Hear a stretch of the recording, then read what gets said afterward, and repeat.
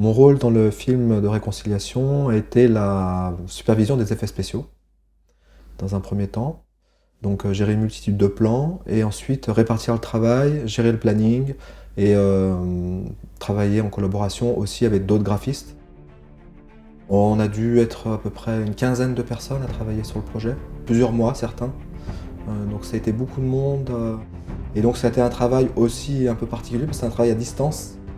Et du coup il fallait arriver à gérer toute cette équipe ensemble et arriver à tout le monde s'accorde bien, avoir des validations, aller relancer quand le travail n'était pas livré à temps, etc. Donc c'était quand même un travail assez conséquent. Ouais. Monter un projet à distance, c'est quelque chose qui est un peu novateur. On n'était pas dans des studios, dans une grosse structure, et chacun travaillait à distance. Donc ça, c'était vraiment très très formateur, et pour l'avenir, je pense que c'est une belle leçon. On a tiré des conclusions, on a tiré une expérience de ça. Et puis ensuite, d'arriver à jongler sur différentes techniques. On était des artisans en quelque sorte. Et c'est ça qui était chouette. Les plans qui ont été travaillés, c'est donc des plans de reconstitution du passé et des plans de retouche, suppression d'erreurs sur la lentille, ça peut être suppression de fond vert pour intégrer un décor à la place, ça peut être intégration d'objets 3D dans la scène, de tracking, il y a beaucoup de... Ça a été très très vaste comme production. La prod a représenté à peu près 200 plans, donc des plans simples de quelques secondes à des plans un peu plus longs, donc sur plus d'un an. Donc on a étalé la prod dans le temps pour pouvoir rentrer dans nos moyens. Les difficultés qu'on peut rencontrer lors de la création d'un plan historique full 3D, le plus compliqué c'est de retrouver le réalisme de l'époque, d'arriver à retranscrire ces ambiances du Moyen-Âge et l'idée qu'on s'en fait surtout. Il faut faire beaucoup de recherches historiques, d'images, de films, de références et tout ça dans le but d'avoir une scène qui paraisse ultra réaliste. Ça c'est la plus grande difficulté.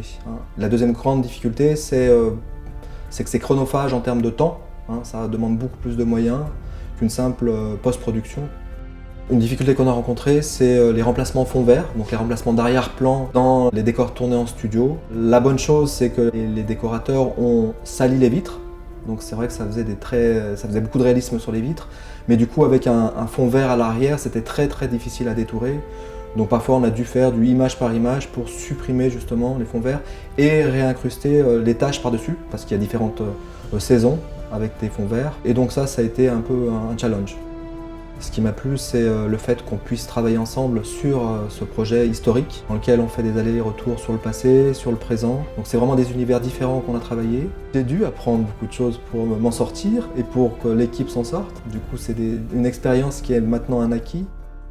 La chose la plus merveilleuse sur laquelle je peux garder un souvenir, c'est le sujet. Le sujet des cathares, quelque chose que je ne connaissais pas. Et je trouve que personnellement, ça m'a nourri. Ça m'a nourri, ça m'a apporté des belles choses, des belles énergies. Et c'est quelque chose que je veux reproduire à nouveau.